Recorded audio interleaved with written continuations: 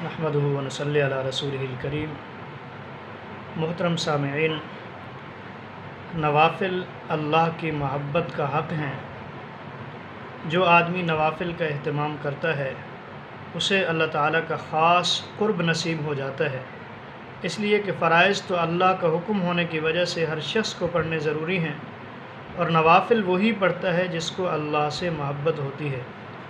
اس لیے رمضان المبارک کے علاوہ عام دنوں میں بھی نوافل ادا کرنے چاہیے، لیکن رمضان المبارک میں نوافل کا خاص اہتمام کرنا چاہیے، کیونکہ رمضان میں نوافل کا اجر بڑھ کر فرائض کے برابر ہو جاتا ہے، اور اگر زیادہ نوافل پڑھنے کی ہمت نہ ہو رہی ہو تو کم از کم معصور نوافل کا تو ضرور اہتمام کرنا چاہیے۔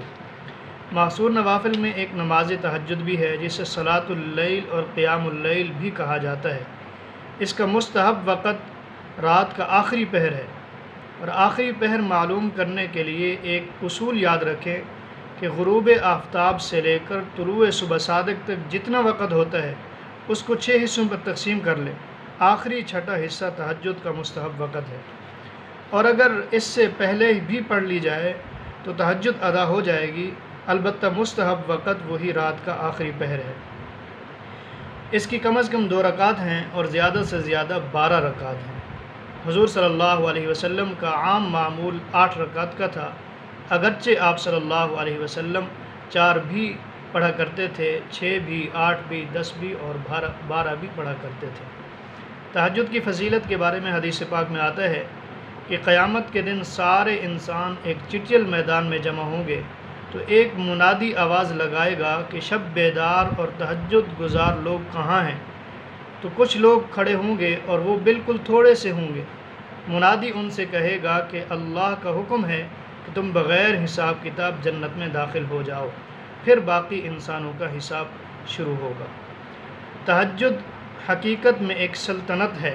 حضور نبی کریم صلی اللہ علیہ وسلم نے فرمایا کہ فرائض کے بعد سب سے افضل ترین نماز تہجد ہے۔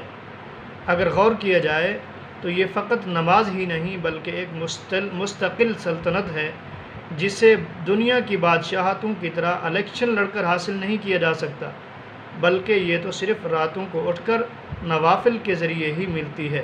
لیکن اس میں بھی شرط یہ ہے کہ انسان کا اللہ تعالیٰ سے ایسا تعلق قائم ہو جائے کہ اسے نوافل میں اللہ تعالیٰ سے مضبوط رابطہ رکھنا آ جائے۔ اس لیے کہ اگر دل میں غفلت ہے اور نوافل پر نوافل پڑھتا جا رہا ہو تو یقیناً وہ اس سلطنت کو حاصل نہیں کر سکتا ہے۔ اللہ تعالیٰ سے مضبوط تعلق قائم کرنے کے لیے ضروری ہے کہ پہلے اہل اللہ سے، اللہ والوں سے تعلق قائم کیا جائے، پھر اس کے نتیجے میں اللہ کی محبت پیدا ہوتی ہے، پھر ایک وقت کے بعد حضوری کی کیفیت پیدا ہوتی ہے، اور حضوری کی کیفیت پیدا ہونے کے بعد جب انسان اللہ کے سامنے کھڑا ہوتا ہے تو فوراً اللہ سے رابطہ قائم ہو جاتا ہے۔ پھر اس کی نماز میں اور دوسروں کی نماز میں بڑا فرق ہوتا ہے۔